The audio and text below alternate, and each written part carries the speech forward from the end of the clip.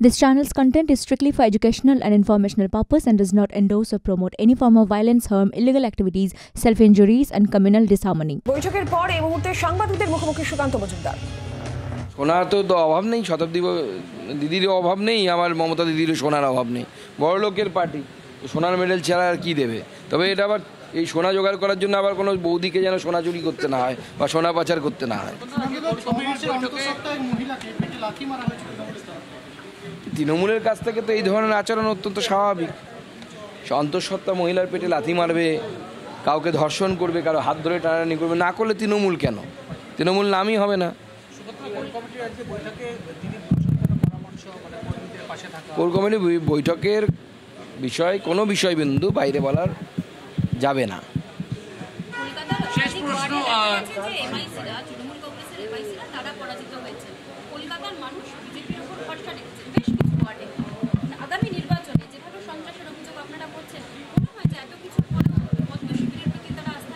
দেখুন, এত ভায়োলেন্স তো 21-এর আগেও হয়েছিল, 21-এর পরেও ভায়োলেন্স হয়েছিল এবং তারপরেও মানুষ কিন্তু আমাদের দুহাত তুলে আশীর্বাদ দিয়েছে।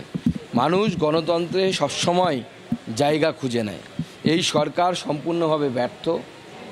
আগামী দিনে মানুষ সুযোগ পেলে, এবারও রেজাল্ট আমরা কয়েকটি জায়গায় একটু যদি ভালো ম্যানেজমেন্ট করতে পারতাম আরও ভালো রেজাল্ট হতো এবং আমার মনে হয় মানুষ আবার সুযোগ পেলে আবার তৃণমূলের বিরুদ্ধে ভোট দেবে। শুভেন্দু অধিকারী যেহেতু আসতে পারেননি, তিনি ফোন বা ভার্চুয়াল কলে আপনাদের সঙ্গে কোনো কথা বলেছেন? এই বৈঠক চলাকালীন কথা হয় না, পরে কথা বলে জেনে নেওয়া হবে। সুকান্তদা, একটা জিনিস জিজ্ঞেস করার, চেয়ারম্যান কিছুদিন আগে তিনি পদত্যাগ করতে চেয়েছিলেন, তিনি বলেছেন যে রাজ্যে সেই রকম পরিস্থিতি নেই। তারপরে দেখা যায় যে ব্রাত্য বসে তিনি বৈঠক করেন এবং সিলেবাস কমিটির চেয়ারম্যান তিনি বলেন যে না, ঠিক আছে, আমি আমার কাজে ফিরে যাব। এই মুহূর্তে যেহেতু শিক্ষামন্ত্রীকেও আমরা সঙ্গে পেয়েছি, কি বলবেন রাজ্যের শিক্ষা পরিস্থিতি? রাজ্যের শিক্ষা কিছু আছে নাকি? আর লাটে তুলে দিয়েছে। রাজ্যের শিক্ষা ব্যবস্থার আর কিছু নেই, শুধু চুরি চামারি এটাই চলছে। সে সিলেবাস কমিটির চেয়ারম্যানকে এখন কোনোভাবে ম্যানেজ করেছেন, তার বাইরে আর কি আছে? সুকান্তদা, নির্বাচনের ফলাফল বেরোনোর পর দেখা যাচ্ছিল যে একটা পরস্পর বিরোধী আপনাদের দলের মন্তব্য ছিল, একটা অনৈক্যের চিত্র দেখা গেছিল।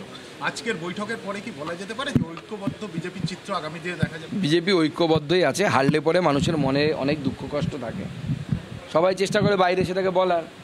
আমি সভাপতি, আমি বাইরে বলতে পারবো না, কিন্তু অন্যদের তো সেই বাধ্যবাধকতা নেই, সেজন্য তারা বাইরে বলে।